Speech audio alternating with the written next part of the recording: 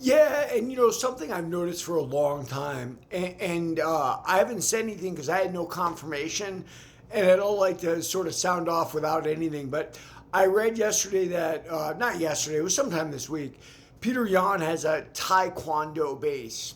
And that might surprise a lot of people because Jan's not the biggest kicker in the world, right? He doesn't go around kicking all day long.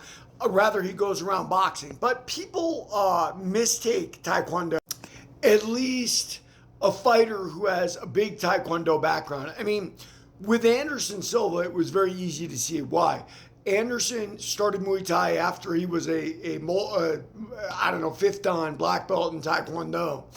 And it made his kicks pinpoint accurate. So it's very easy to point out, hey, that's Anderson Silva, and he does Taekwondo, and that's why his Muay Thai kicks are so accurate. Because when you're hitting pads all the time, and mostly Thai fighters hit pads, and when they don't, they kind of do that bizarre spin around, a lot of them, when they're doing round kicks, what they just call kicks.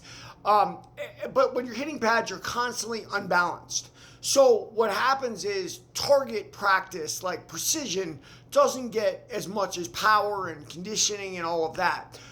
When you're traditional karate, you're constantly kicking the air. Whether that's Taekwondo or whether that's whatever. And when you kick the air a lot, you gain that precision. There's nothing to shake off that precise intent of where the target would be, even though there's no target. And I know that's very counterintuitive for all of you.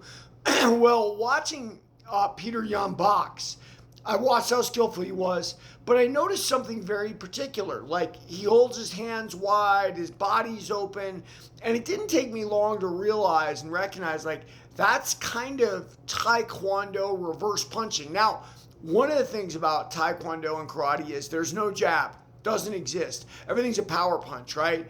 So when you finally get the jab, it can be like the best thing since sliced bread. Just like I talk about Justin Gaethje learning leg kicks and going crazy. Well, Yan combined his Taekwondo movement with that boxing to make a superior style. A superior style, especially for mixed martial arts, right? I don't know that Yan style will work in actual boxing. In boxing, if your rib cage and your thing is open like that, they're going to go to town on your body or whatnot. But for MMA, which is what Yan does, his boxing is superb, but that superb base started with his Taekwondo training. And it's very counterintuitive because Taekwondo has nothing to do with hands, pretty much. But if you watch the way he turns over that jab, watch the way he throws those straight punches. Even today, I'll tell you this, when I spar in the gym, one of the things the youngsters say to me is, wow, man, I didn't think you had that much reach. Well, what they don't understand is my punches tend to be very, very straight